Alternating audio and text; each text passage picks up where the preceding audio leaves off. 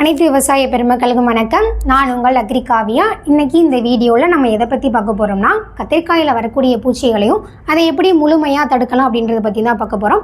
கத்திரிக்காயில் என்னென்ன பூச்சிகள் அதிகமாக வரும் அப்படின்னா, first shoot and fruit borer, அடுத்து அடா பீட்டில், அடுத்து brown leaf hopper. Shoot and fruit borer அப்படின்றது என்னென்னா தண்டு மற்றும் காய் துளைப்பான். இந்த தண்டு துளைப்பான் என்ன பண்ணுன்னா, கத்திரி செடியில் இருக்கக்கூடிய நுனி பகுதியில் ஓட்டை போட்டு உள்ளே இருக்க திசுவெல்லாம் சாப்பிடும். அதனால அந்த இலைகள் எல்லாம் வாடி வதங்கி போயிடும். அடுத்து காய் துளைப்பான். காய் துளைப்பான் அப்படிங்கிறது கத்திரிக்காயில் ஓட்டை போட்டு உள்ளே இருக்க சதப்பகுதியெல்லாம் சாப்பிடும். அது கத்திரிக்காயோட மேலே பார்த்தோம்னா அதோடைய கழிவுகள் எல்லாம் கருப்பாக இருக்கும். இதனால் நம்மளுக்கு விளைச்சலும் இருக்காது, மார்க்கெட்டில் நல்ல விலைக்கும் போகாது. அடுத்து கடா பீட்டில் அப்படின்றது புள்ளி வண்டு. இந்த வண்டு என்ன பண்ணும் அப்படின்னா, இலைகளில் இருக்கக்கூடிய பச்சையத்தை எல்லாம் சுரண்டி சாப்பிடும். அதனால் நம்மளுக்கு பார்க்குறதுக்கே ஒரு பேப்பர் மாதிரி இருக்கும். நாளடைவில் அந்த இலைகள் எல்லாம் ஓட்டையாக மாறிடும்.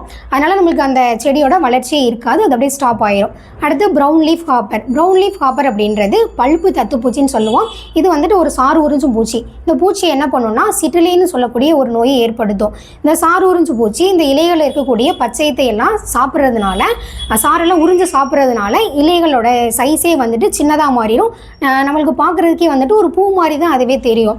அதில் வந்துட்டு பூவும் வைக்காது, பூ வச்சாலும் அந்த பூக்கள் எல்லாம் வந்து கீழே விழுந்துடும். இதை நம்ம எப்படி முழுமையாக கண்ட்ரோல் பண்ணணும் அப்படின்னா, நம்மக்கிட்ட ஒரு அருமையான தயாரிப்பு இருக்குது, அதுதான் இன்ஃபினிட்டி. இது வந்துட்டு உயிர் பூச்சி மருந்து. இதில் 5 வகையான நுண்ணீர்கள் இருக்குது. மெட்டாரீசியம் அனிசோபிலே, பிவேரியா பேசியானா, வெட்டிசிலியம் லெக்கானி, வெட்டிசிலியம் கிளாமிடோஸ்போரியம், அப்புறம் நிமோரியா ரீலை. இந்த 5 வகையான நுண்ணீர்களுமே இந்த கத்திரிக்காய் செடியில் வரக்கூடிய அனைத்து வகையான பூச்சிகளையுமே முழுமையாக கண்ட்ரோல் பண்ணிடும். இதை நம்ம எப்படி பயன்படுத்தணும் அப்படின்னா, இதை நம்ம வந்துட்டு 2லேருந்து 4 நாளைக்கு தேவையான அளவு தண்ணியில் நம்ம ஊற வைக்கணும். ஊற வச்சுட்டு நம்ம ஒரு 3 டோஸாக கொடுக்கணும். ஃபஸ்ட் டோஸ் வந்துட்டு ஸ்ப்ரே மூலமாக கொடுக்கணும். 2வது டோஸு 3வது டோஸு நம்ம வேறு வழியாக கொடுக்கணும். ஃபஸ்ட் டோஸ் கொடுத்து ஒரு 7 நாள் கேப்பில் நம்ம வந்துட்டு 2வது டோஸ் கொடுக்கணும். இந்த வேறு வழியாக கொடுக்குறது அப்படின்றது என்னென்னா, நம்மக்கிட்ட சொட்டு நீர் பாசனம் இருந்துச்சு அப்படின்னா நம்ம அது மூலமாக கொடுத்துடலாம்.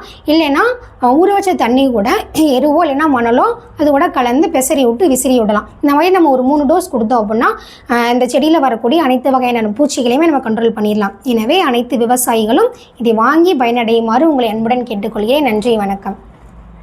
மேலும் விவரங்களுக்கு 8608422427